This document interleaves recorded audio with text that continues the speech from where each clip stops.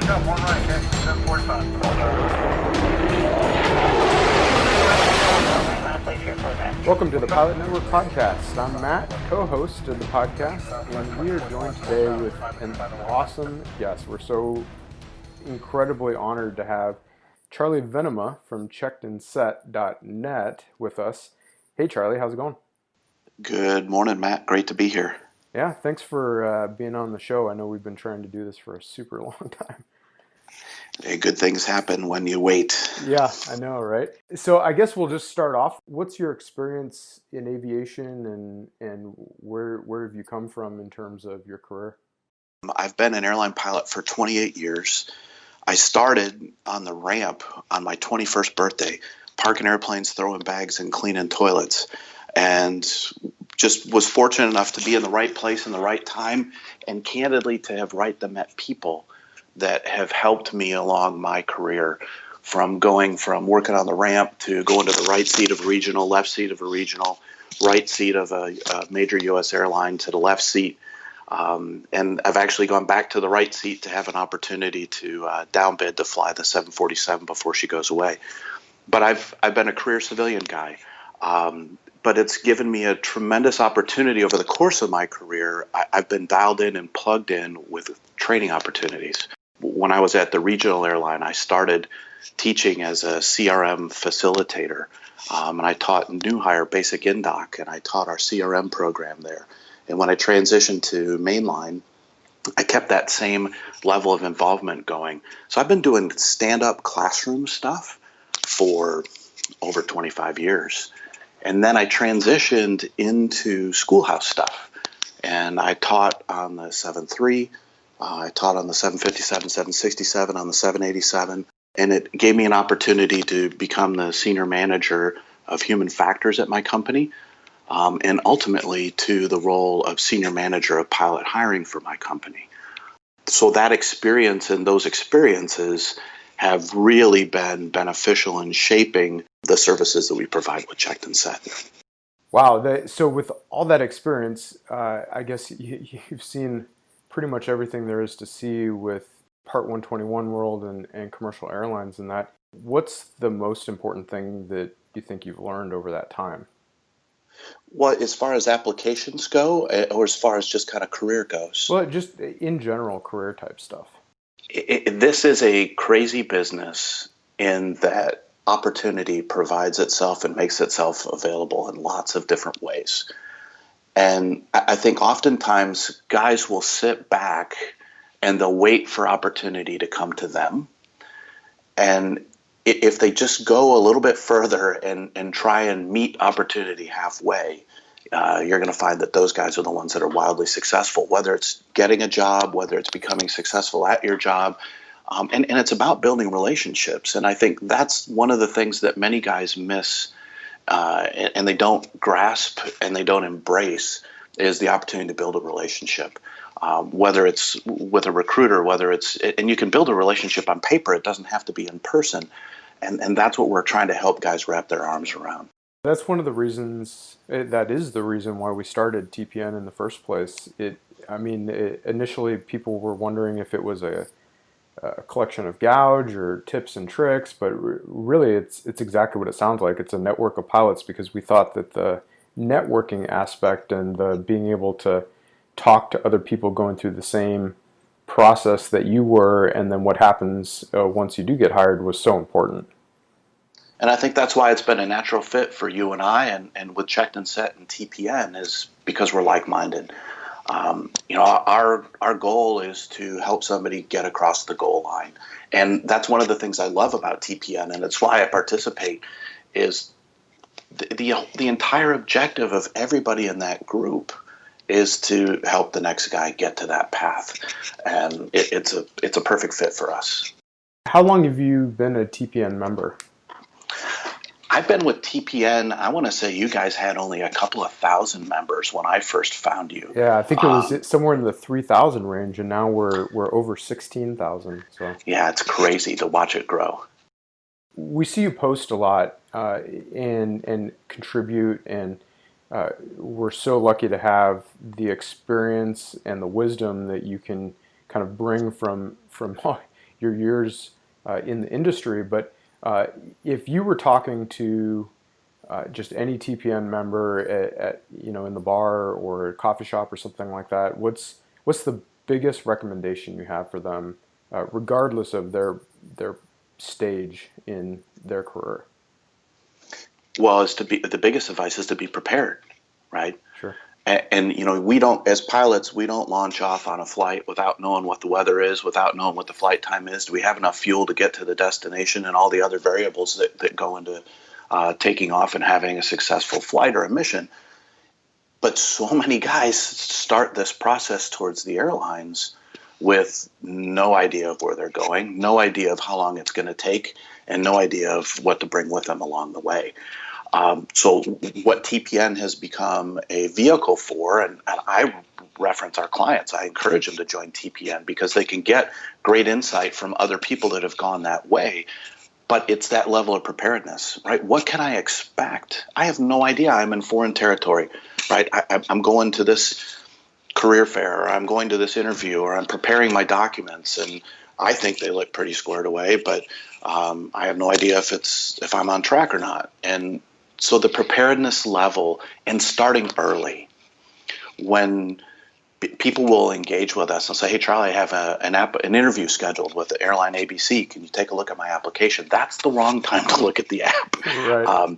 and have the discussion on things that may or may not be correct or incorrect. And similarly, starting to think about when you're going to prepare for the interview after you get the interview. Right. And from your own personal experience, there's so much preparation and your head is just turning and churning, and you're thinking about, what am I going to say? What am I not going to say? And how am I going to present myself when I finally make it there? So it's that level of preparedness. If you start it early, and then you can take it in bite-sized pieces, and then it doesn't become this overwhelming task. Because oftentimes, and I'll see it with our clients, you can tell when somebody sends you paperwork and they've been completely overwhelmed, because the paperwork just becomes really thin, really sketchy, really Spartan, because they're overwhelmed and they just quit trying. And that's the presentation they're making to the airline of their choice is, I quit trying. And we don't want to be there, right? Back it up, start early, go slow, and be impactful with what it is that you're doing. And so that's true on any level. If you get a guy that's starting out and he's got his private pilot license and he's working on things, where does he want to go? How does he want to get there? And to realize that all of the things that he's doing now matter, right? Whether it's the GPA in college, whether it's the ratings, or whether it's, training failures, or all of the other things that lead up to ultimate decisions, all that stuff makes a difference. So it's, the transition from the military is daunting. Right. Probably 80% of our clients, Matt, are military guys, which I never saw coming when I started Checkandset. I thought, well, I'm a civilian. I have a civilian background. Certainly the appeal to our business will be with civilian pilots at the regional level. Mm-hmm. And what we found is we've been so helpful for our military clients that we've entered the bro network, and guys are passing the gouge, right? Hey, we talked to Charlie at Checkandset. We talked to any one of the other counselors at Checkandset. We got good intel and good feedback, and so our business has blossomed in that particular avenue. Sure. Well, I know, especially from the military perspective, is you spend so much time training and preparing and getting good at multiple mission sets that are relatively complicated. You just don't know what you don't know, to Right. use a cliche. There's such a learning process of what aviation is outside of that bubble. And without a guide to help you through that, it's pretty challenging and a steep learning curve, I would say. And the same thing's true on the civilian side of the house, too. I worked with a guy just last week, regional guy for 18 years, right? 12,000 hours of flight time. And the app was really, really thin because he figures, well, what more do you need to know? Mm-hmm. Well, no, there's a lot more that the airline needs to know. So we're that guide, right? And I think that's a great analogy for that, because you don't know what you don't know. And it is, as you mentioned, a bit cliche, but it is spot on true. Right. Well, a little while ago, you wrote an article for TPNQ about Hmm. job fairs and how to prepare, how to put your best foot forward, and we've had Right. some discussions with a couple other guests on the show and article writers about how to prepare for those things. But what's from your perspective, is a job fair the same as an interview, if it's different or the same, what should someone be doing to prepare for some of those? Okay, loaded question, but a good Yeah, one. Um, so, as you know, and many of the folks on TPN know, the job fair environment is going to change, and it's already changing. And what I mean by that is traditionally, United, American, Delta, FedEx, UPS, and others, Southwest, have attended three major conferences every year. hmm NGPA in January, Women in Aviation in March, and OBAP in August.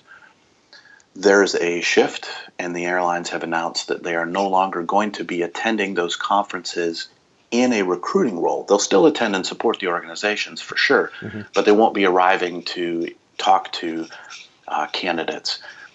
At those big conferences, Matt, when I was running the program for my company, we would meet with 12 to 1,300 people over the course of that conference. sure. And Delta just announced their deal in October, and they've signed up 1,200 people, 600 a day, to come to Atlanta to the Museum of Flight and meet with the folks at Delta.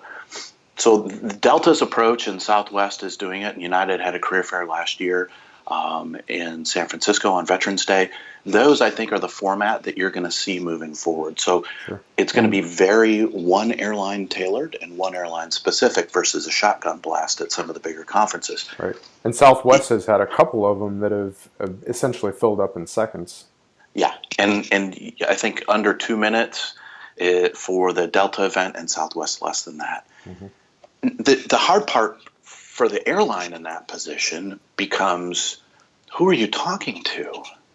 So if you were fortunate enough to have fastest finger and clicked and were able to get a position at one of the events, you're one of 600 people that are attending, and you've got this tremendous opportunity because you don't know who the rest of your competition is, hmm right? Is the guy that's standing next to you have similar qualifications, or is it just somebody that happens to be attending an aviation university and clicked because they're interested in Delta downrange?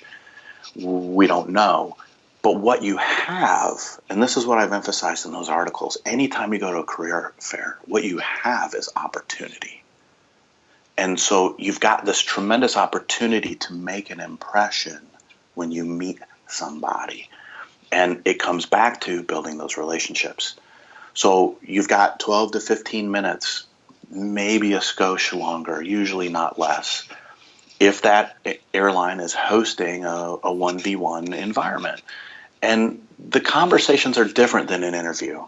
So an interview format, when you come in, is very formal, sit down. It's usually 2v1, 3v1, depending on the company. It is behavioral based by and large. Tell me about a time when, with the idea being that past behavior is a predictor or an indicator of future performance. And so hmm that's why you all get historical questions. But when you go to a job fair and when you shake somebody's hand, these events, it's very casual, the conversation. It's structured and it's formal, but you're not going to get tell me about a time when questions. You're going to get the, hey, Matt, I'm Charlie. Tell hmm me a little bit about yourself. Sure. And you're going to get the opportunity to tee up and start to engage me in conversation. And then you're going to go just like we're going, right? Right. Where are we going to take the conversation? And a lot of that, by and large, depends on where, and I'll use you as an example in this particular discussion, on where you decide you want me to go. Right. One of the tools that you'll use for that is your resume. So, you're going to spend hours toiling over a resume to make sure that it's just rocking, and you're going to give it to the recruiter, and the recruiter's going to spend 20 to 30 seconds tops looking at it. hmm But they're going to pull some gems out of there. And they're going to pull gems out to invite you in conversation. And so if you're ready to engage, if you're ready to begin to build that relationship, good things can come. They don't always come, right? It's not a guarantee of an interview. It's not a trip to the front of the line, but it's an opportunity to begin to build that relationship with a company. Do you think an individual has the chance of standing out in a recruiter's mind at one of those events, or are there is it so many people and so many faces wearing a dark suit and a red tie that it all kind of blends into one? Or what's No, they absolutely have an opportunity to stand out. Sure. So some people will try and stand out visually. They'll have the bow tie, or a bright colored clothing or a hat. And most people will try and stand out when they engage in a conversation, right? But you only stand out if you engage in conversation, if you understand how it works and if you're any good at it, right? And so that's a little bit of prep going into that is helpful, because you can kind of, what am I going to say? How am I going to say it? Where do I want this conversation to go? Yes, definitely possible to stand out. So, as someone who has been on the other side of the table, figuratively, from the airline perspective, whether it's a meet and greet, a job fair, an interview type scenario, what's the first thing that strikes you about an individual? Are there any trends there? Is it a handshake? Is there anything that stands out over time for you? Great question. And when we used to go to the career fairs, when I would lead team at the career fairs, my team would ask me that, Charlie, what are we looking for? And I would always describe it in our briefings as it. And it is very non-specific, and it is very difficult to define with words. But it is one of those things that you know it when you see it and when you find it. And so, but a lot of that comes down to presentation, and it's not the color of the tie or the color of the suit or the haircut, or do you have a mustache or not have a mustache. A lot of it is about and it starts with how you present yourself, right? And I don't, some of that by and large is on paper, but the rest of it is in the conversation. When we're talking, is there tone? Is there inflection? Is there passion in your voice in what you're talking about? Or are you just kind of, to use a phrase, flat Stanley, right? Or there's no, I'm a pilot. Okay, good. Well, where do you fly? I fly for regional airline ABC. What do you do? I'm a captain. Okay, I guess it's going to be a long 12 minutes, right? Sure. A really long 12 minutes. But if you get somebody, and this really is, it's innate. It's very hard to train passion and enthusiasm. It's hard to train an attitude that's an infectious one, that is a positive infectious one. So it becomes quite easy to pick them out when you find them for people that have those characteristics. And by and large, you can tell from the handshake. And I don't mean literally shaking the hand and what the handshake is like. Sure. But people will have an aura, they will have a vibe about them that can be read. And we would get pretty good at picking up on those vibes.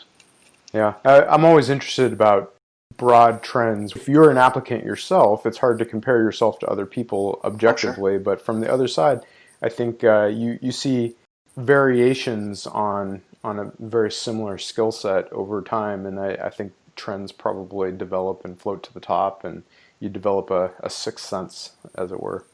Yes. Yeah. But a lot of, when you're there and you're the applicant and everybody is similarly qualified, I think it's important to think about what makes you a little bit different. One thing that every applicant to any airline has in common is we all know that when you pull back, houses get smaller. When we push forward, houses get bigger again.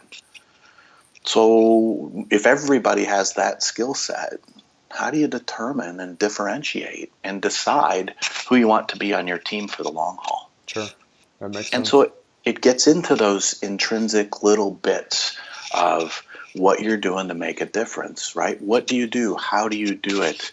And how is it impactful? Do you think it's impactful, or are you just a pilot, right? And that's probably, let me tell you a quick story about that. So when I was the manager of human factors, I had a guy that worked for me that was not a pilot. And he was one of our ground instructors. And he would always refer to himself as I'm just a ground instructor. I'm just a guy whose office is downstairs. And he, just in the way that he referred about himself, was incredibly self-defeating, because he didn't realize or wasn't allowing himself to see the incredible talents that he had.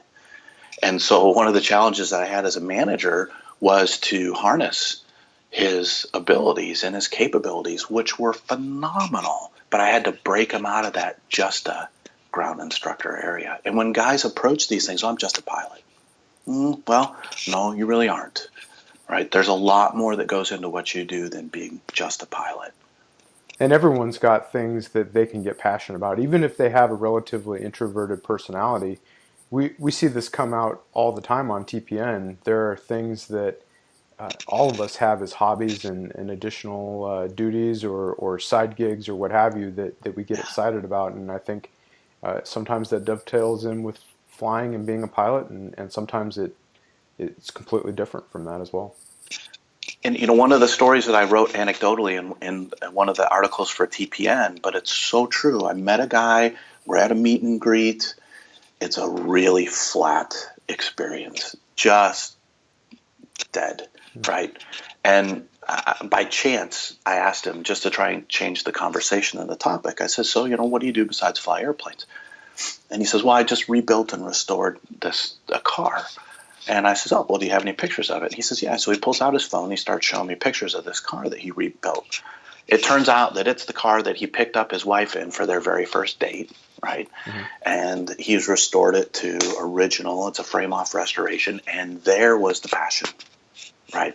Yeah. And when we got him talking about that, he lit up. And I'm like, okay, the guy's in his comfort zone now.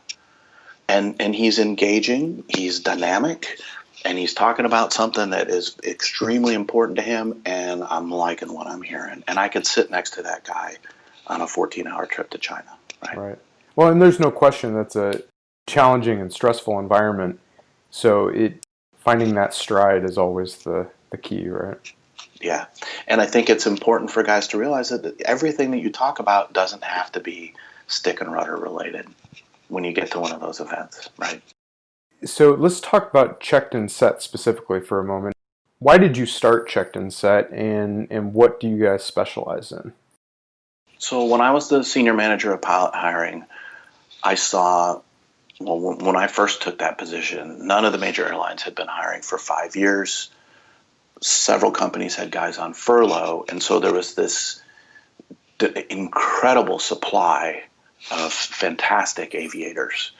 And I looked at literally thousands and thousands of applications. And so I had to come up with a methodology that said, all right, how am I going to sort through this incredible volume of documents? And so I started with the simple part. How do they look? And did you follow the instructions? Mm-hmm. And if you followed the instructions, we're well on our way to success. If they look clean and presentable, we're well on our way to success. If they don't, well, then that was an easy wheat from chaff sorter.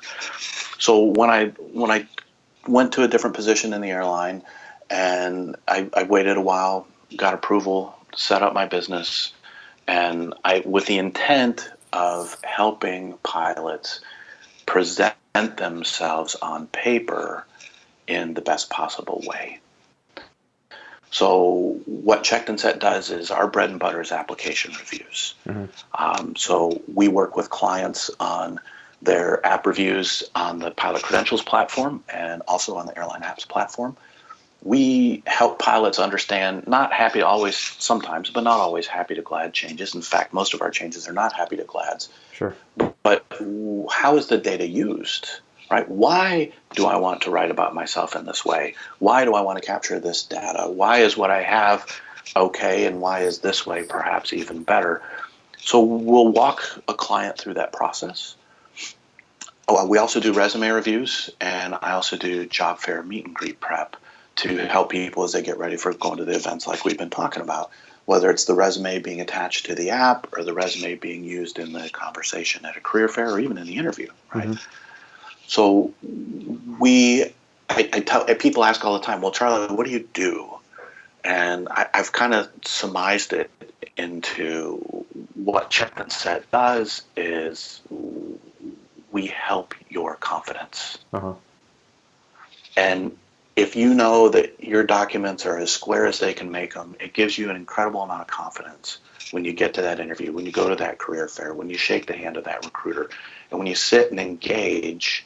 My objective is you get to that, the highlight of your life, and somebody says, hey, Charlie, your paperwork looks great. Let's talk about you. Mm-hmm. That's mission success for us, right? Sure, that absolutely makes sense. What, in general, so not to give away the story, because I think a large part of what you do is interaction with each individual, and you go through their documents and you talk to them and give recommendations. But big picture, what's something that a pilot can do when he or she is preparing their resume, their application, and then planning to come and sit down with you? Where should they focus their efforts in order to make their time with you the most productive? So when we work with a client, what our expectation is that they're presenting us with a 100% solution. Mm-hmm. There's just not enough time in an hour-long session to walk you through every step of the application as if you had never opened it before.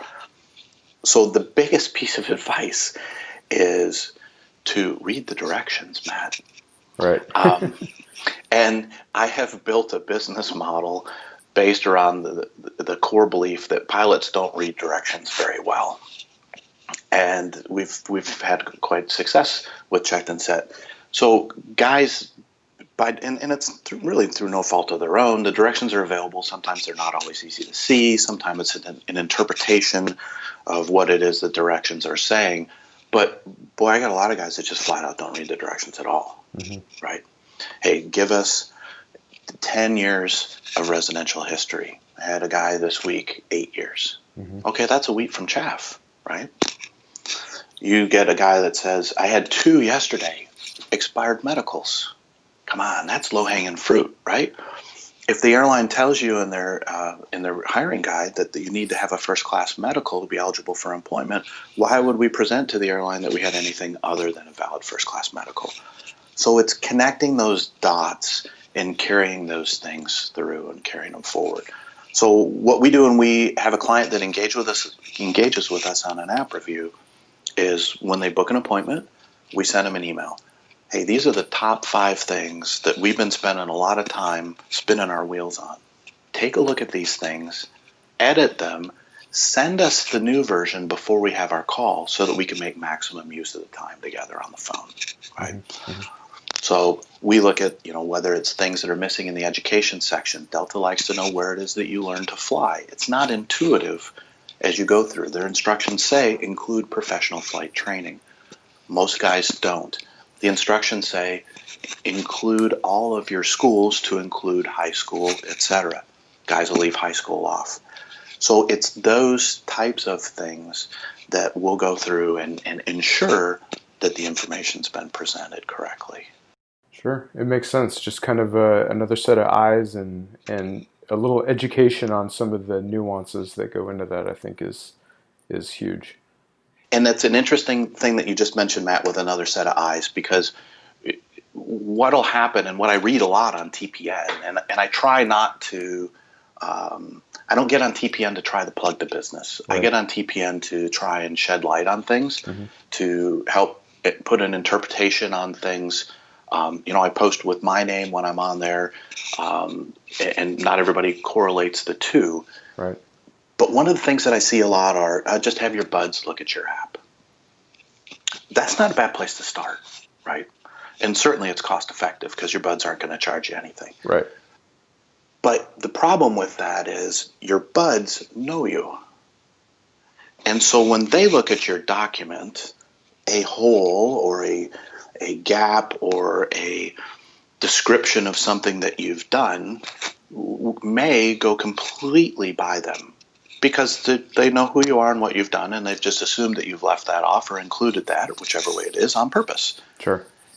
the advantage of working with a consulting company, whether it's ours or anyone else's, is that person doesn't know you from Adam, right? And so when I look at an app and I don't know the individual, I'm looking at the entire totality of this person's career. And if it makes sense to me, then it's going to make sense to the recruiter at the airline. If it doesn't make sense to me, then it's not going to make sense to the recruiter at the airline. And I tell people, we're writing your story, right? Mm-hmm.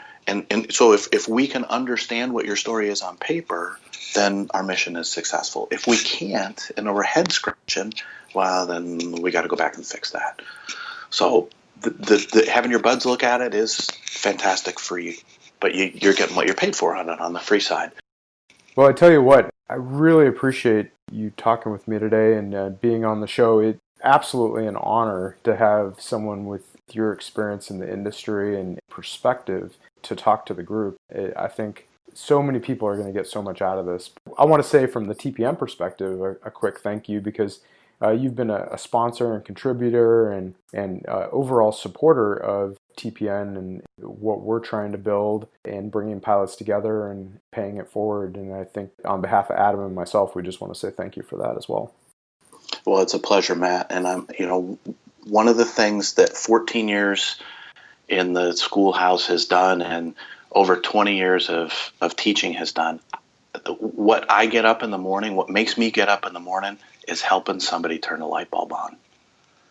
And so if we can work with people, or when we do work with people, when the light bulb goes on, they're like, oh, I get it. If someone wants to get in touch with you or sign up at Checkandset or just ask some questions or just say thank you, how would they go about doing that? The easiest way to get a hold of me is always via email. My email is just charlie@checkandset.net. They can go to the website, checkandset.net. I also offer a free consultation. So if you go and check the website and you click on the book now, you'll see a list of our services, and I do a free consultation. So if somebody wants to schedule an appointment with me to visit, I'm happy to do that. We talk about all kinds of things. We talk about skeletons and closets. We talk about career paths and choices. We talk about regionals. We talk about majors. We talk about everything. That's a service that I provide for nothing, because I'm passionate about this and I want to share that with folks. And if that conversation can help steer somebody, then it was time well spent. Well, thank you so much. We will definitely have you back on the show. Until then, thanks for listening to the Pilot Network podcast. We will see you next time.